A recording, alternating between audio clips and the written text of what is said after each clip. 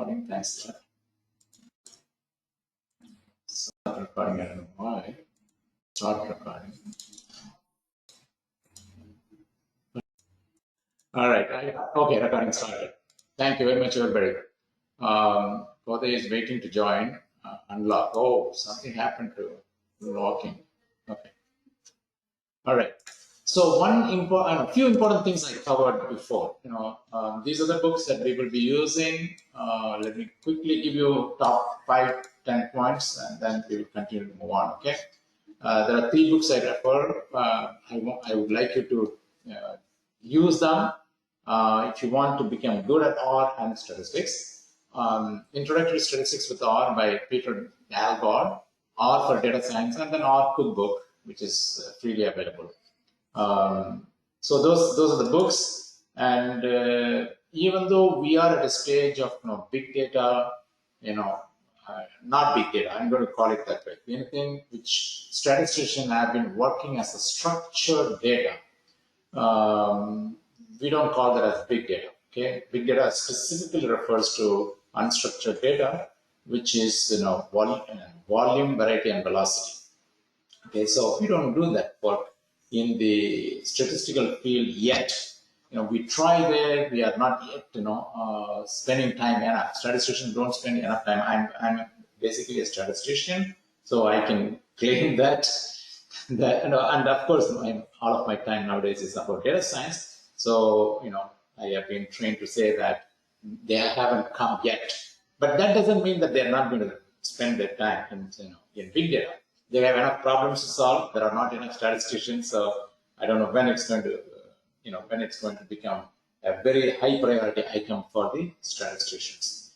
But then that's where the data science comes in. Okay, so I also talked about the designed data and undesigned data for intelligence and applications, and quite a bit of the differences between data science and statisticians I picked up and shared with you. And data science is closer to AI.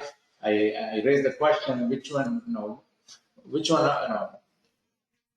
can sculpt itself, statistical science or AI?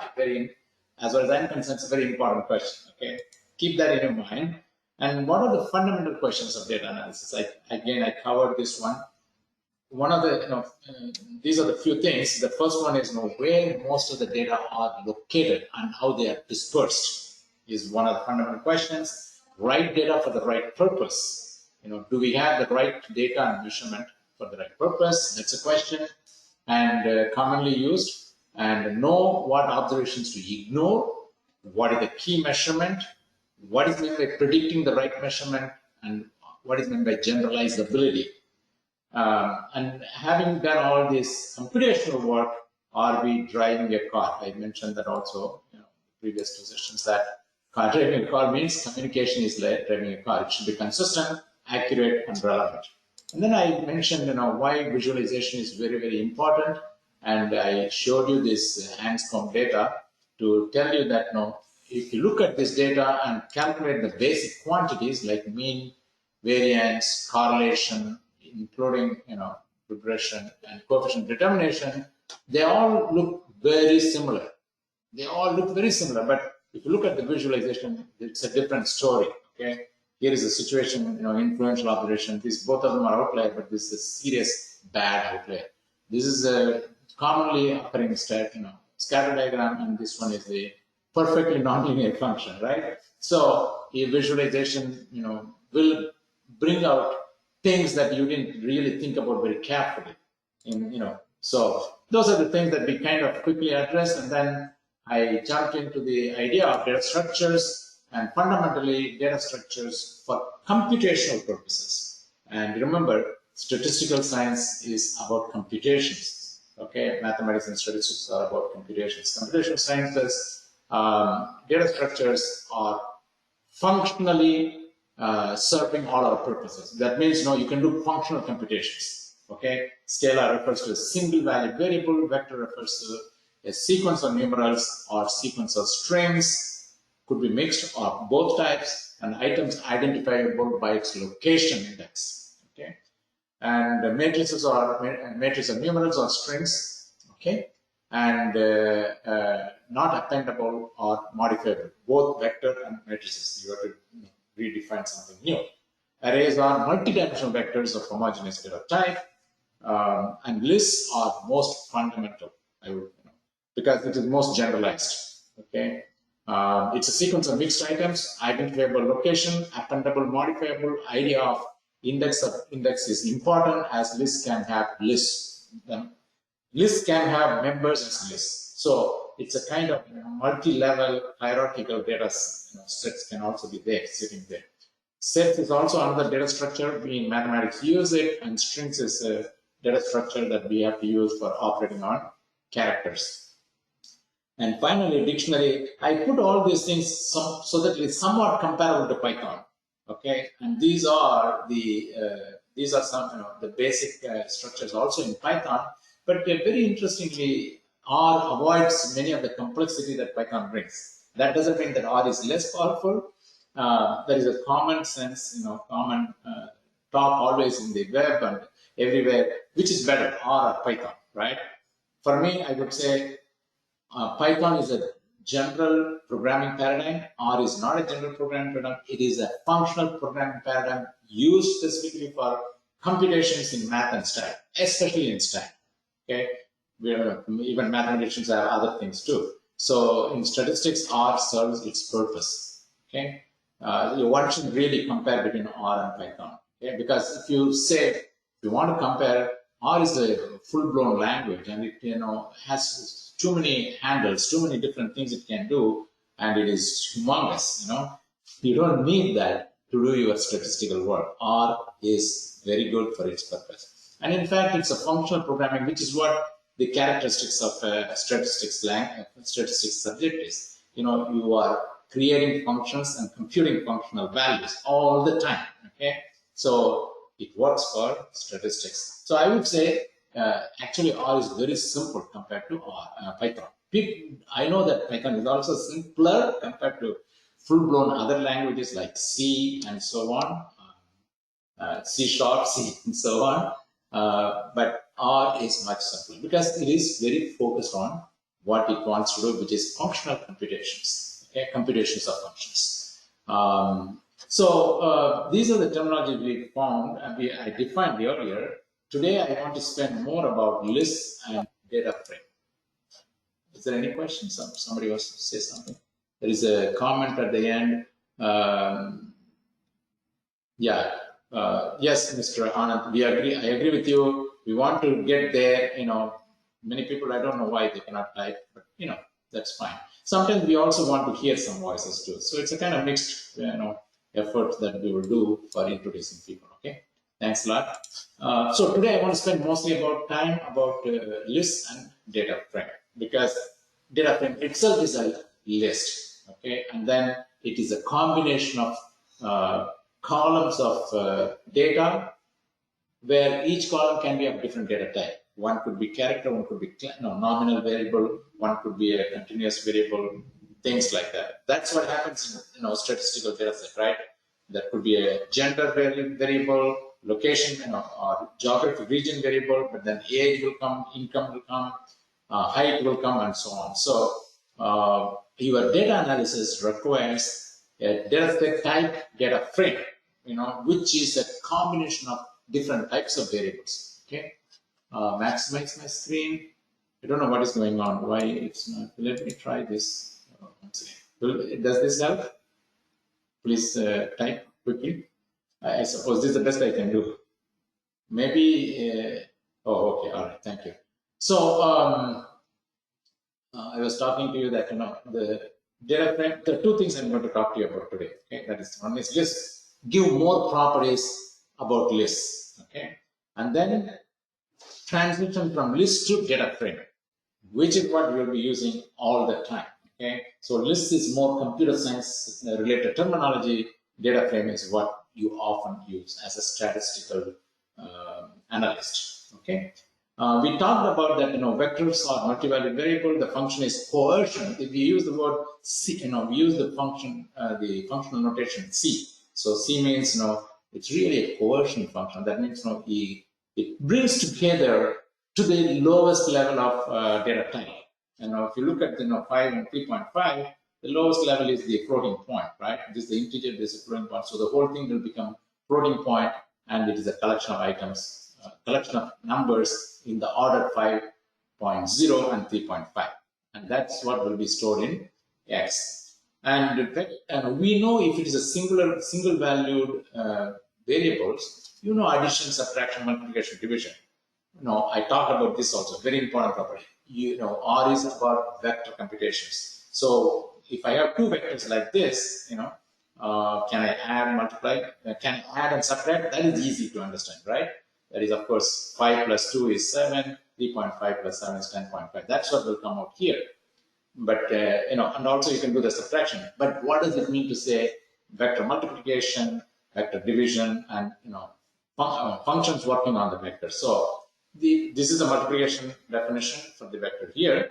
I'm not talking about, inner product and so on. Okay, just I'm talking about, if you know vectors, some people will have a tendency to go there. I'm not going there yet. Okay, I'm just simply saying there are two vectors. What do we mean by saying, I multiply those two vectors? It's a element by element computation. That's all. Element by element multiplication is vector multiplication. Element by element division is vector division.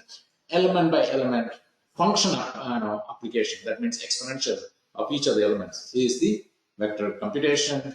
In the same way, the inverse of exponential is log. So I just always use this together. So we quickly saw that, and then the location is always identified as square bracket in the vector for the vector that we define.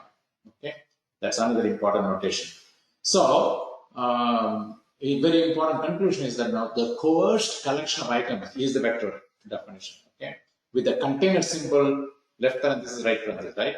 Like this, that's a container symbol. I call it container symbol because there are different container symbols used in Python. But the only container symbol used in R is this left parenthesis, right parenthesis. Okay, because functions are defined like that, and everything is a function in R.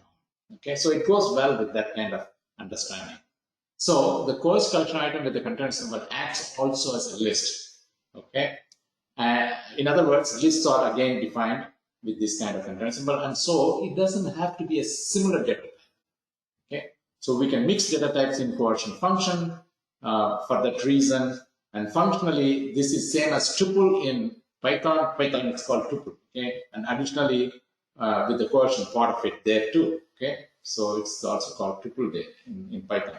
I kind of refer to that because some of you might be interested in knowing some differences and the similarities and differences, so that you kind of can learn to do both. Eventually, you will end up learning to do both R and Python. Okay, you will end because there are some beautiful things in R. I would say the simplicity and the visualization in R is amazing. Okay, for the purpose it is designed. The purpose is functional computation, functional programming. But Python is designed and supported enormous number of computer science people, so you get the benefit of their community involvement, their contributions to the data science. So there's a lot of application developments as well as programming code development for AI, the advanced level of data science, where automation is very, very important. And we are talking about deep learning as well as reinforcement learning, deep learning. All those areas, they have done tremendous amount of work. In order to benefit by that, you have to learn Python also. So we have I hope it is not a constraint, but it is seen as an opportunity, what I'm talking. So I talked about coercion of different types of lists. Also, for example, this is, x1 is this, x2 is, a vector, and then I can add some character string, right? So the coerced collection will become atomic vectors and are always flat. So this one, x1 is here. This is also called atomic vector because every element is flatly defined as positional in the given structure of the data, that is vector of elements, vector members. Okay, vector members here 5, 3, 5. So when I add the two of them, then the whole thing becomes either do it this way or this way. The whole thing x3 will become one atomic vector. So just flat file everything is now separated out and then parsed, and together they are sitting in their positions. Okay, so I thought we saw this one last time, so still, let me see, go back to this one. In addition to just defining the atomic vectors, we have properties of vectors that we want to always understand and use them, so that we can manipulate those vectors in the right way, test them and manipulate them, right? So that you can achieve what you want to do, what you want to get done, right? So suppose the other one is not defined. If you want all of them to be integers, in a vector, then you have to use this L suffix. Okay, this is 1L, 6L, 10L. That means 1, 6, 10 are all integers. That's a way, somewhat unique in R.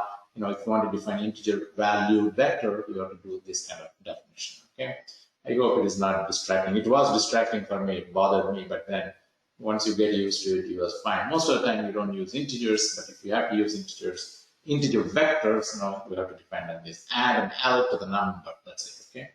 And then you want to test it out, check it out sometimes, what is the vector type, right? Is it a type, what is the type of integer? Int var, in this case, int var is defined like this. It's basically all of them integers, so it's going to come back and say it's integer. So, and then you can also test it. Is it integer? Is it integer? That's what is.integer means. It says true. It's it's a logical output. And then is it atomic? That means it's just to each of the elements. It's not a list or something like that. So it is saying yes. Each of them are individual elements. It's defined as one after another as a sequence. It's atomic, the lowest property. And now I'm defining as an example here. And likewise, we have many other functions we have which are useful to test those the properties of the vectors, properties of other functions. Okay, that we are going to see. So I define a double here. That means basically it's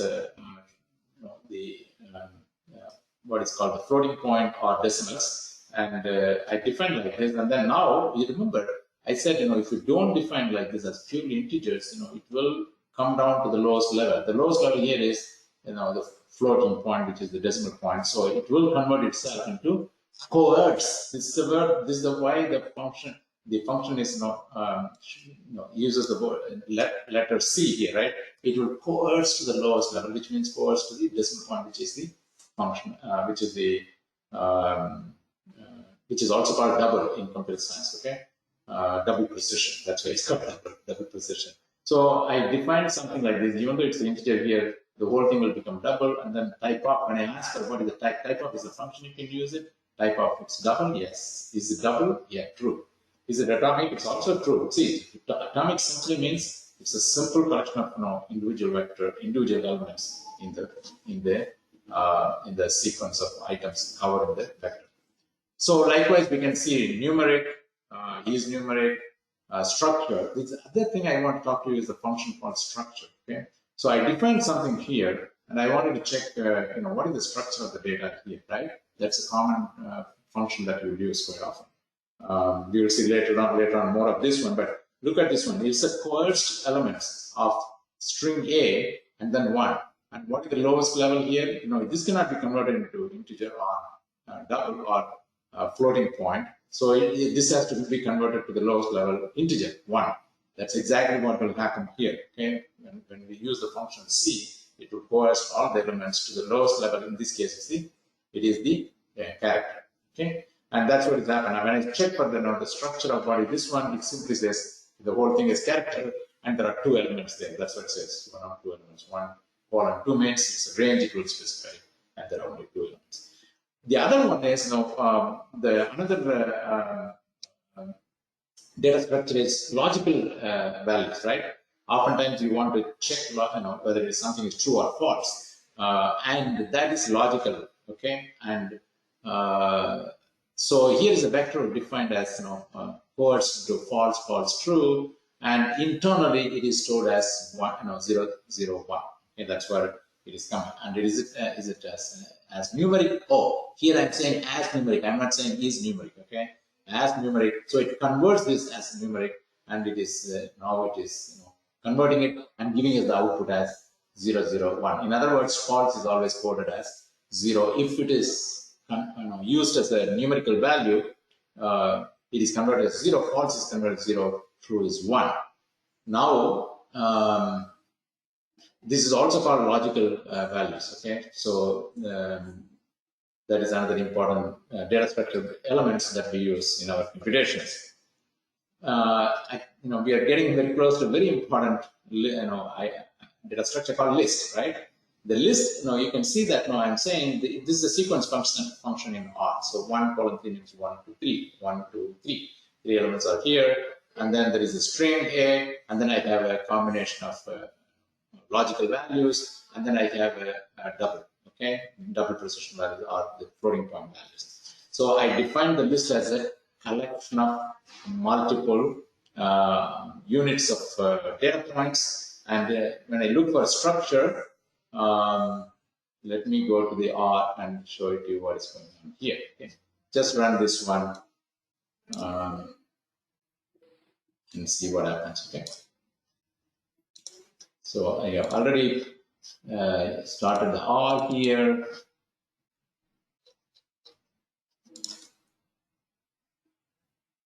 So when I have two commands, I can do one thing, right? I can put this, a semicolon, right?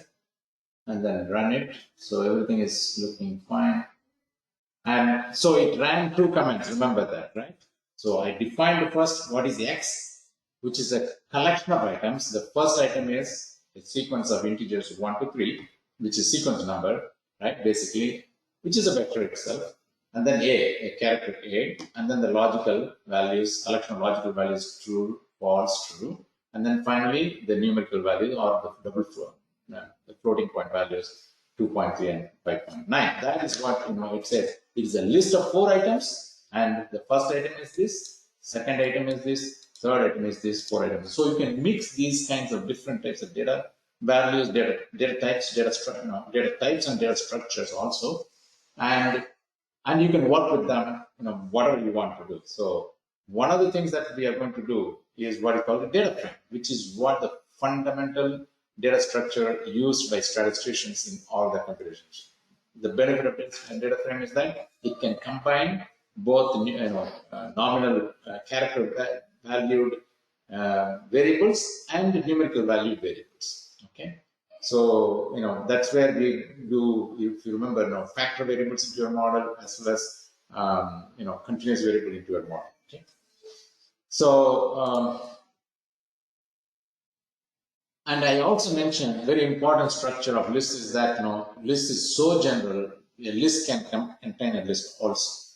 Okay, so that is valid and it will handle very nicely. In fact, that is in an extension, that is the foundation of object-oriented programming. Okay, so the list facilitates the strength of object-oriented programming beautifully.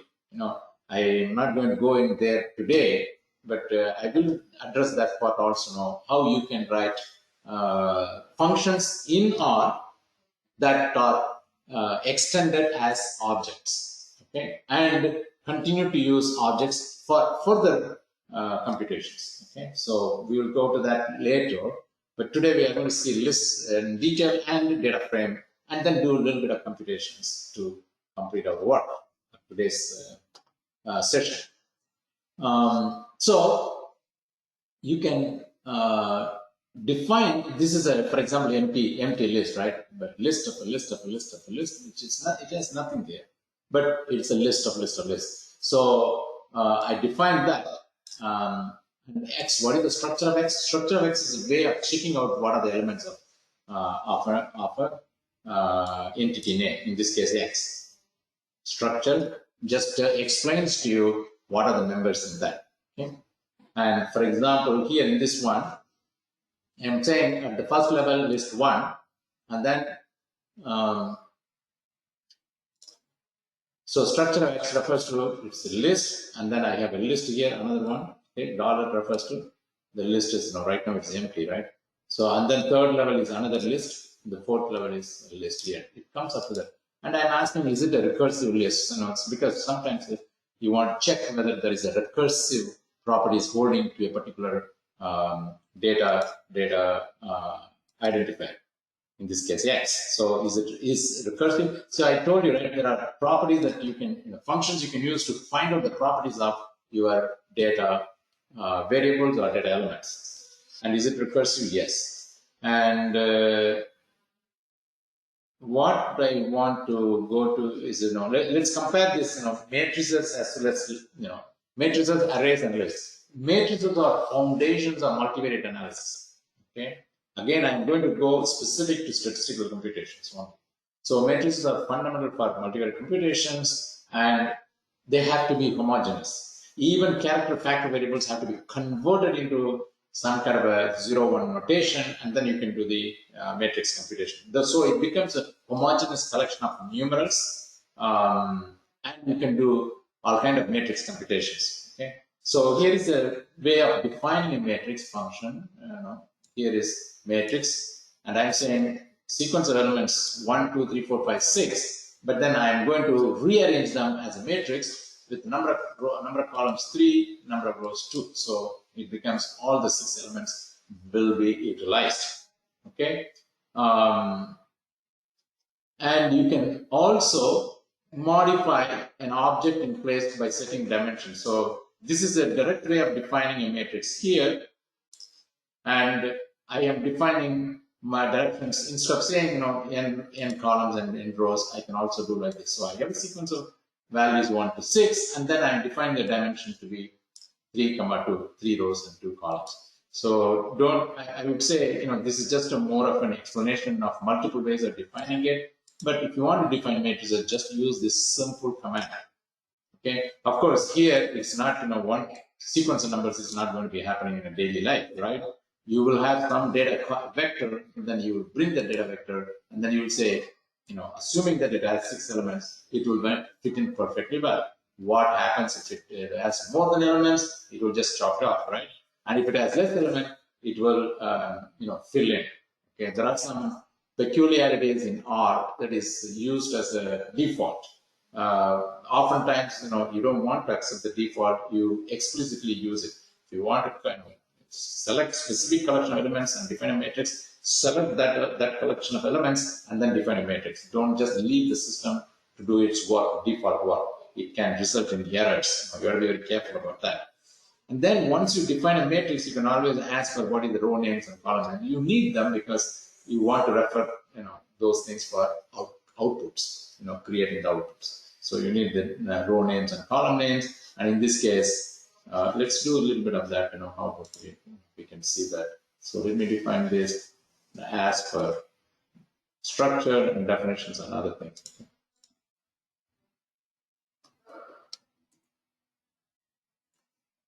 Okay, so the other thing I want to tell you is that use the RStudio IDE, that is integrated development environment. You have beautifully, you can see here the environment refers to all the elements you have loaded, and then you can see the history of commands. And then if you have a database, there is connections, and there are sometimes tutorials are also available. It's always evolving this stuff. So now I hear that there's also Git is available and so on. Okay, so you can just click on that, and the output will come in this area to to visualize what's going on with the data. So if you look at this one, this is what, when I click on double click, I think even one single click is good enough. Okay, so you can see that there are 2 rows and 3 columns.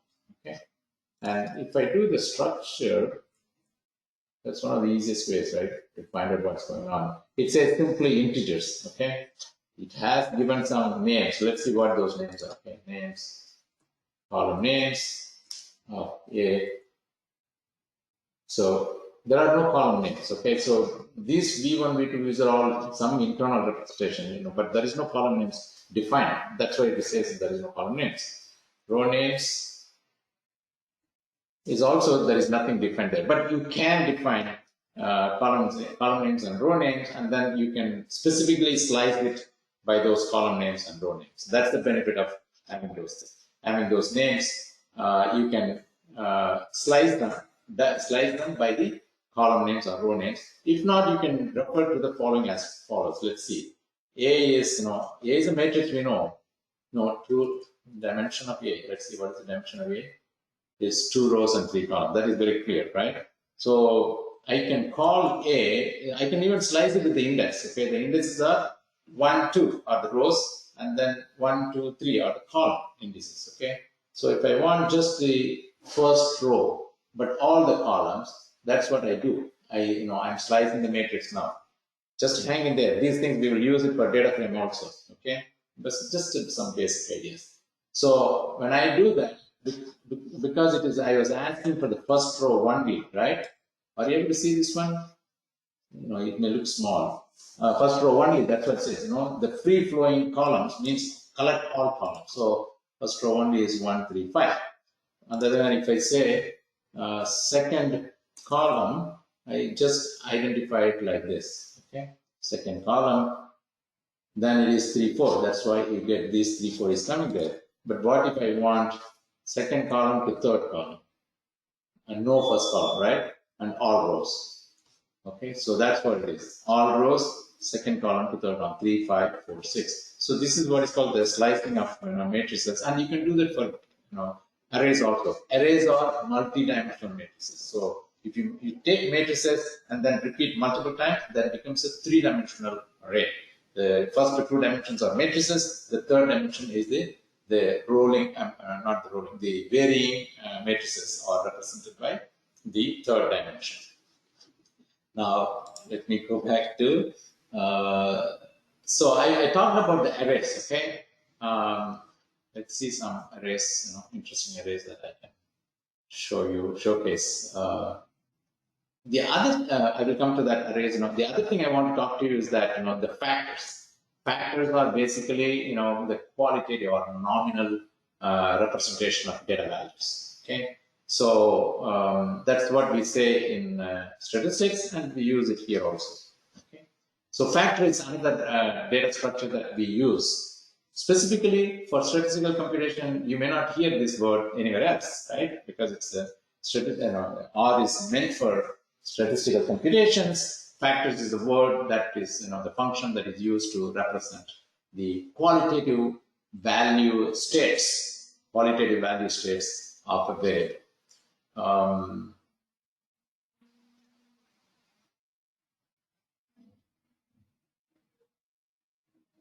So those are some of the most important, right? Data structure. We talked about coerced vectors. We talked about, it could be, numerals or mix of things. If it is numerals, the math computations, results very easily. Otherwise, you can't do, you won't do math computations like, what is meant by x star y when x is a vector of mixed vector of numbers and character, and y is a mixed vector of numbers and characters. It won't work on x plus y, right?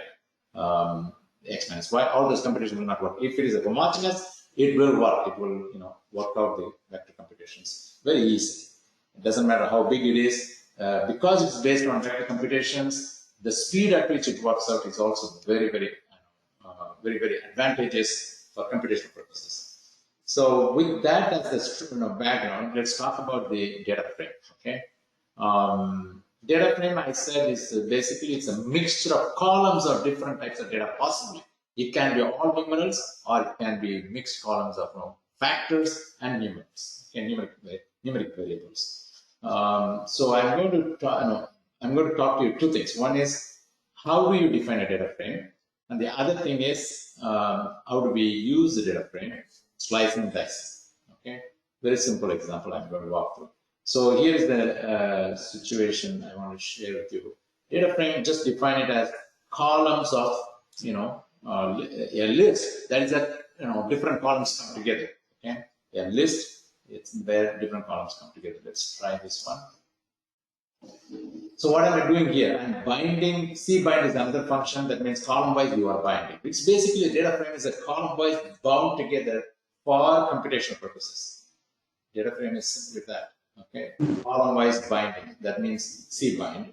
Row-wise binding is called R. Okay, so I'm taking a data. I'm trying to define a data frame where first column has 2 values and second column has 2 characters, A, B. First column has 1 and 2, right? and it is named, column is named as A, first column is named as A, second column is named as B. So I am binding these two columns. That's what it simply says, binding these two columns. Okay, one is named as A. And here is the name and here is the value. Remember that. Maybe I shouldn't do that. I'll do something here. Okay, C1 rather than doing that. I'll do C1. That's better. Okay? C2. So that is defined as a data frame. When I do the C bind, I still have to say data frame because data frame has certain properties. Okay, so I'm going to call it as F1. Let's say first data frame defined. So you can check if you want, go and click on this and see what this is. Okay, this is column. See, remember now it is named as C1, C2, and then rows are 1 and 2. So, okay, if you want structure of this, what is it, right? F1. Okay. Structure is, let's say, it's a data frame. Okay, data dot frame. That's one functional property. And there are two observations and two variables. See, once you define something as a data frame, when you're reading a CSV file, each column is read as a column, and then C bind is happening behind the screen. It's behind the screen. That's what it is. Okay, and the first column here is 1 and 2. Again, remember because it is I'm defining it as a two columns and C, doing the C bind and list properties are coming into play and coercion are coming into play. It is taking it as 1 and 2 as a character. Okay, and then second column is character A and B. So one thing, so that's a very simple way of defining. Okay, it's not the best way to do because we probably meant to say we want to do this to be an integer and this to be a factor. This is a factor of character. Okay, so if you do the structure, this is what you've got, right? Both of them are character, which means factor. In a data frame, a character is defined as same as a factor level. A good way of defining it, you have to say strings as factors false. This is very important because R has a tendency. There is some attempt now which is being done to make sure that it doesn't easily read into as a string. Okay, whenever you have it. So whenever you have a string, you want it to be read as string, but not always, right? So you use a function called strings as factors as false. It's a very common issue you will face, and you have to do that. Okay, so if I do this way,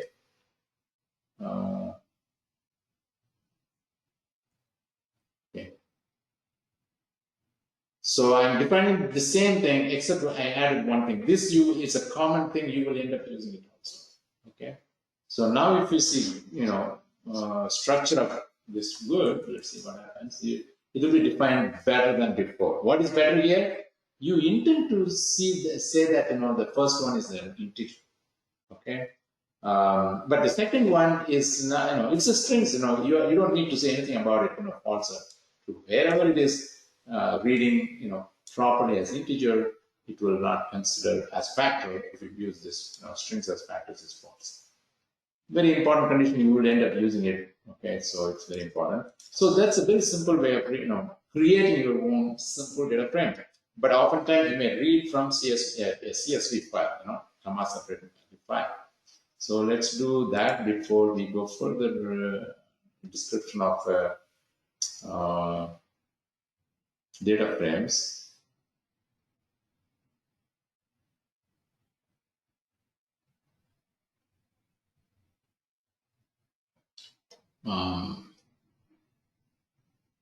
Let me finish this one with another example before I go to the reading a data frame, large data set. Okay, into I want to do a few more examples before I go to the CSV file. Okay, so let's do this one. So I have a list here because I know it is list because I'm defining it as list. See, remember explicitly you want to define as list. Okay, that's the most general data structure that is available in or we can mix things. List can have links. It can be hierarchical data structure, data format. Everything is served by this one. And in this case, I'm just simply saying this doesn't mean that it's not a data. Remember, it's not a data, but just a list. So it could be of different sizes within each, each member can be of different size. Okay, so here, for example, it's just an atomic vector, 5, 3.5. Recall from that first example, and then I have two strings of two strings. One is Sam, the other one is Ram. Matrix of sequence of numbers, and then I'm defining it as. When you define matrices, you have to be a little bit careful because you don't know whether it's running through the columns first and then or running through the rows first. So you have to give that command. That's why you need to explicitly say that no, I want this to be arranged by row. So you one row finish and then row, second row finish and so on. And how many rows you want? 5 rows. So I have 10 observations. So and I want 5 rows. So it's going to say 5 rows and 2 columns, okay, because it will finish up all the 10 observations. And then finally, another atomic vector, which has, character, logical, and integer as a negative integer and floating point or double precision, combination of things are there. Okay. So here, first of all, matrix has 10 elements. Sam has 2 elements. The first atomic vector has 2 elements. And then the last atomic vector has 4 elements, and they're all mixed also. Within each of them are all, in some other places it's mixed, right? So here is the most mixed here. That is logical value is there, as well as string is there, and integer is there, and the floating point value is there. So in this case, a quick check and quiz. What do you think is the it will lowest common denominator will come out to be? Can somebody think about it? Is it a floating point or integer or logical or character? Just a little small quiz for your thinking. You got my questions, right? You can type here, answer. You can answer here. Okay. Remember, in R, everything coerces to the lowest level. So the lowest level is the character. Am I making sense? Just type. Somebody has to type at least. No, I know that you are hearing me well. Maybe I'm just talking. Nobody heard. I didn't even hear you when you said no. Yes, thank you. So it comes down to this part will come down to all of them all of them will be character. But this will not affect this one. Rest of them. Remember that. Each member has its own properties, collection of properties. That's the beauty of list. It collects. It's a box of things, and you can put everything in that different types. Okay. All right. So. And if you do a structure, what does it say? X4 list.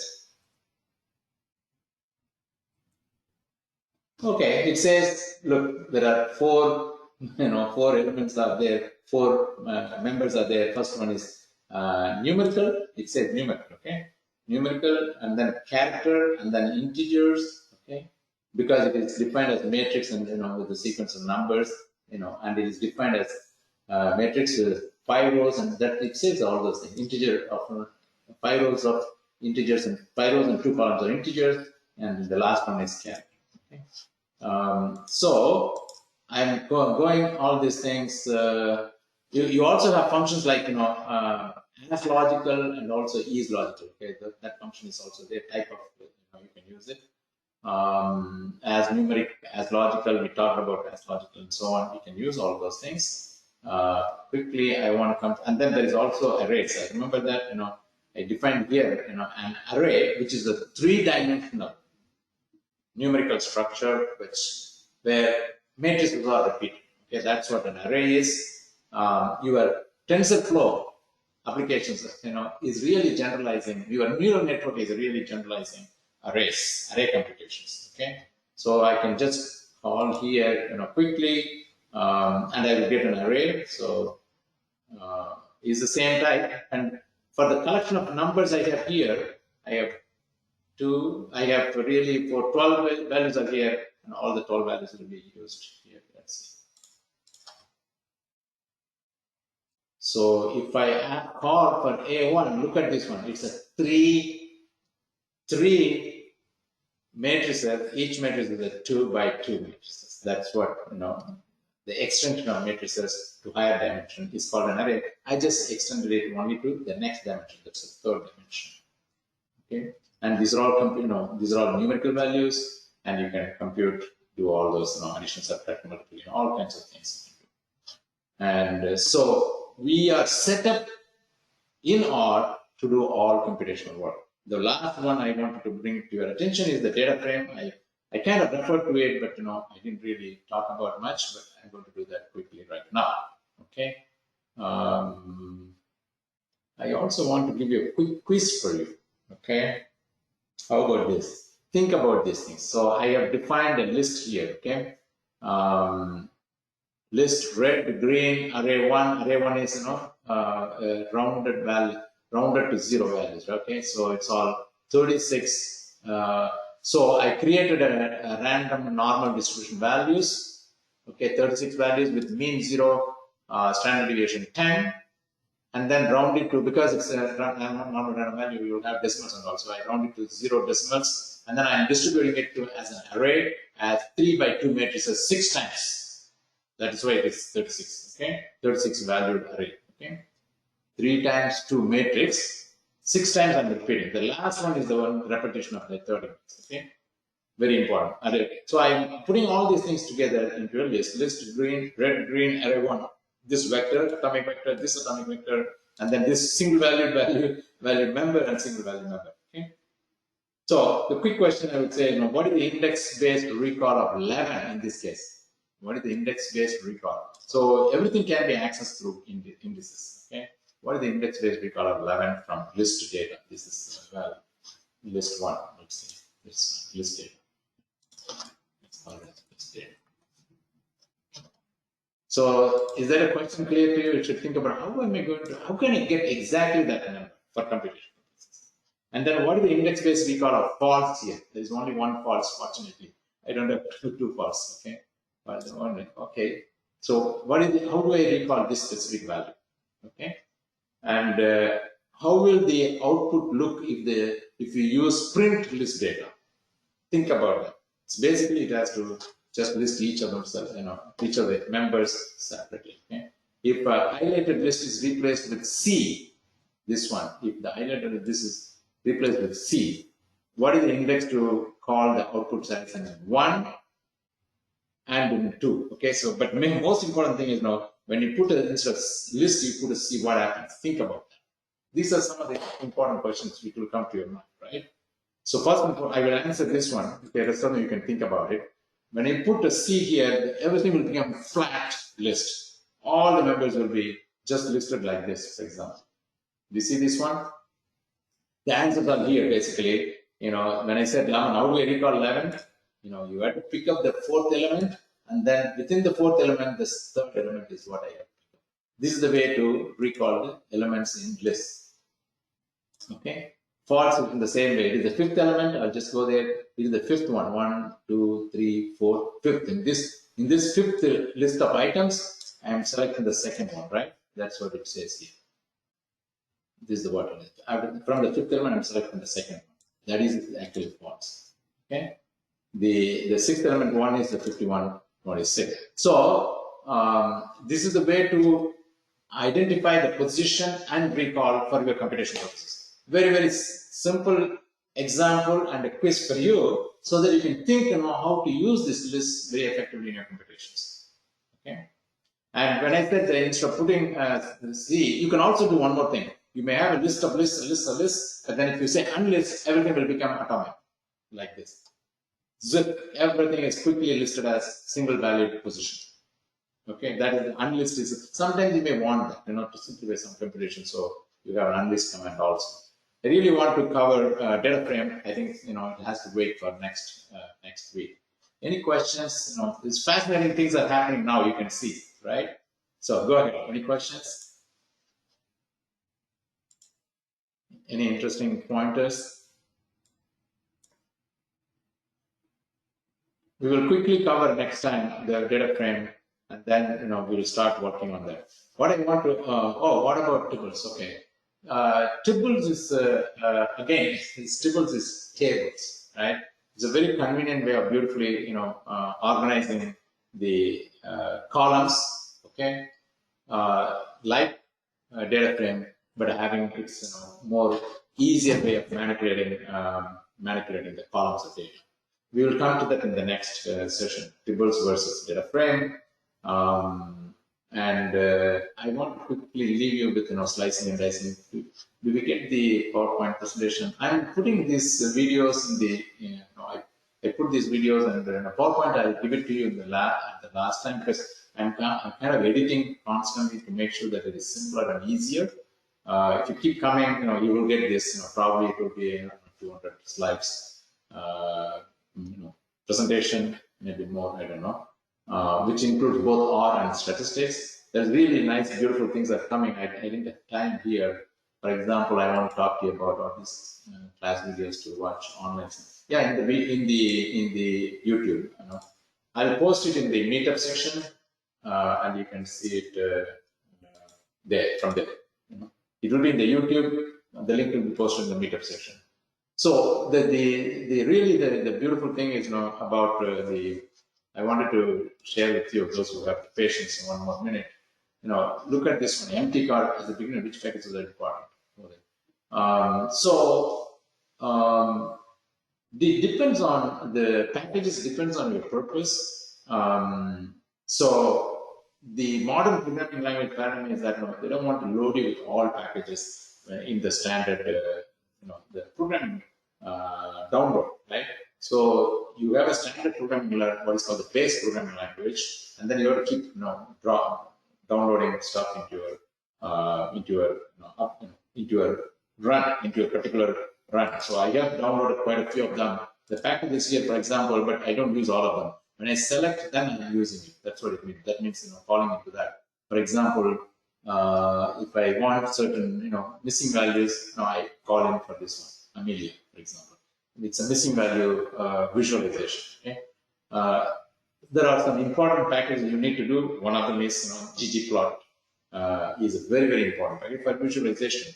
There are packages like base stat comes with the base statistics, comes with the base language. I would say base stat, and then depending upon the application, you have to call in the application's packages. But the visualization will do a lot of basic things that we want to do. So here is, if you want chloropath mapping facility, chloropath is a choropleth is a particular type of visualization of maps. Then you need that package, for example. Okay. Color space, gives you beautiful variations of various color combinations you can select. Data table is something to read data and work with that. Dplyr is a data player, applier. So I have to teach you a little bit about apply functions, applier functions, all kinds of beautiful functions you can use for with the dplyr package.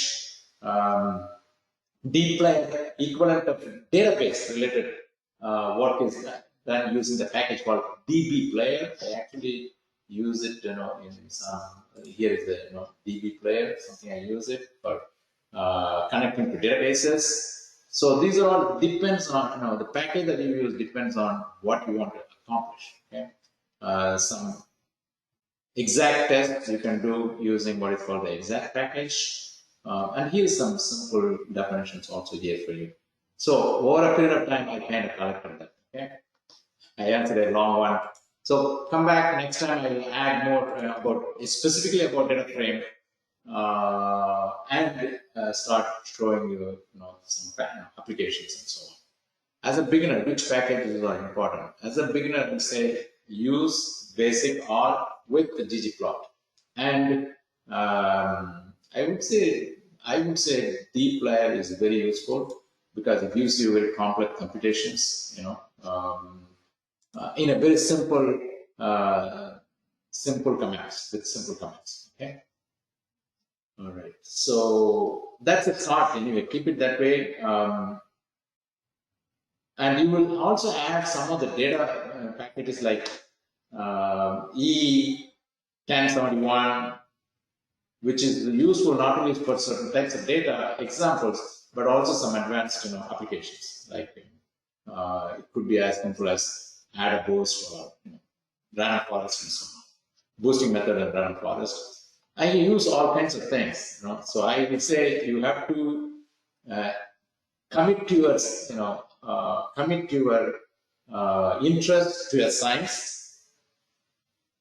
because you are committed your interest to a particular higher level science. For example, if you are a data engineer, you are committed to data engineering, which means you will be working with databases, you will be working with also SQL type work that is very common in databases, right? So I would say DB player is very important for you. If you're a data engineer, DB player is very powerful, and that's what this example is all about. Or PostgreSQL, Postgres, and then I connect that to the database and I start working on this map. I'm not sure whether you're able to see this one. So there are some packages you have to do. Again, what is the package is called DBI, database interface. Okay, and then that allows me to connect to the database, which is a Postgres server, and from there I can do all kinds of SQL work. It's really beautiful. DB client is unbelievable. I would suggest you should explore that if you are a data engineer. I love that package. Okay, of course, the beauty of DB player is that it doesn't have to load all the data into your memory. You have a database server, you access and do the work in the database server and bring your output to the R. And you can do the visualization and other computations in local R. I mean, that's an advanced level. I didn't mean to talk about it. Your question made me answer. Okay, thank you for that one. Is there any other question I can answer? Are these class videos available to watch? I'm going to post. I do post. Last time I posted it in the meetup section. The video. It's available in the YouTube. The last time video, and I will do this one also. Do we get the PowerPoint presentation comes at the end because I keep editing it to make it simpler as much as possible as we go along. We'll do that. Any other thing? And then we are going to compare tables versus data frames. It's a collection of packages. Title test looks good. Okay. So those are the questions. Thank you very much. That's all I have for today. Okay, so I will try ggplot player. Thank you for the elaborate answer. Okay, sure, you're welcome. That's all I have for today. Come back next week. We really want to do more about data frame because that's where your power is. And reading data from, I haven't spent time on reading data from files and other methods. Okay, so next time we will do that and do some amount of work also. So, for example, if you are still here, I will tell you that I want to share with you a very simple command. If you want to, I don't know how many of you know about random forest. If you want to build a random forest, you can do very simple sampling method with your let's say your data frame is this. M is your data frame, and a very simple sampling method. I'm saying because I have only 31 rows of data. I'm saying I want to select 5 rows of randomly 5 rows of the data. It's called empty cars data set. And it's not replacement, without replacement, 5 rows. Every time I select 5 rows on the row side, column side, I select 3 columns of variables. Then I build a tree. And I can repeat this. This is just a beautiful, very simple command. Okay, selecting random rows and random columns, which is what random forest is all about. Every random selection of rows and columns results in a tree.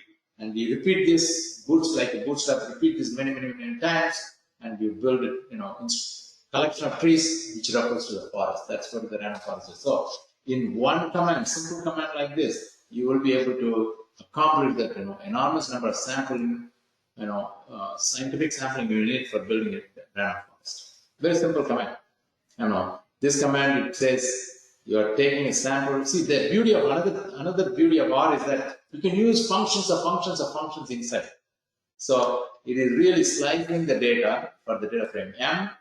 5 rows of sample selection at a time, and then 3 columns of variables at a time. So those 5 rows of data for those 3 columns of variables will be used to build the tree, decision tree.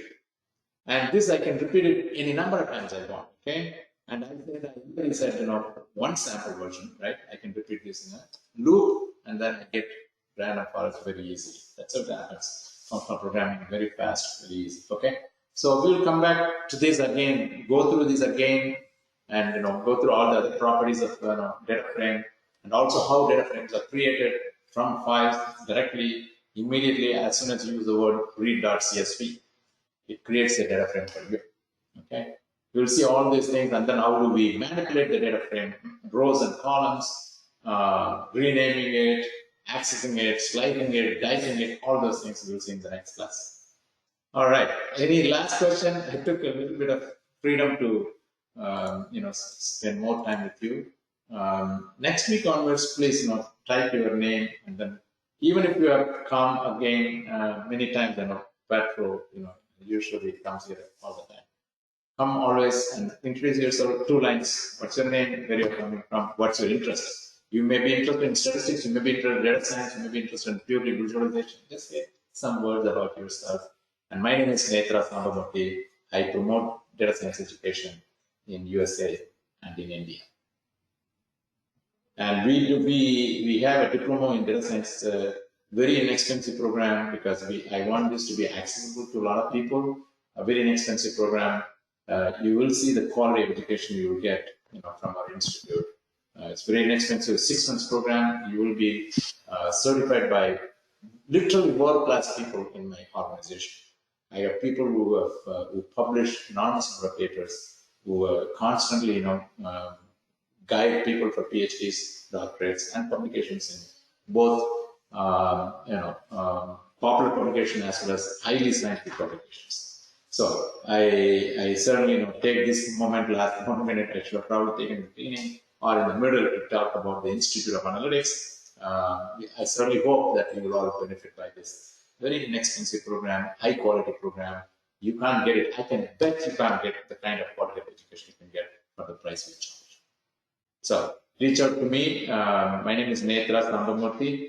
My email ID is, but if you reach out to me for anything, and I can tell you also, until I die, you can always reach out to me. If you take my course, our course, you can always reach out to me for any questions on data science. I teach at Northwestern.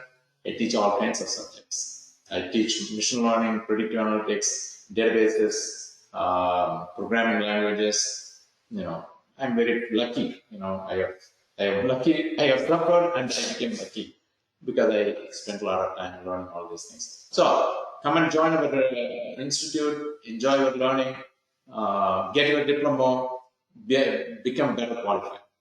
Thank you very much, everybody. See you next week. I will be looking forward to seeing you next week also. Bye, everyone. Thank you, sir. Thank you. Bye.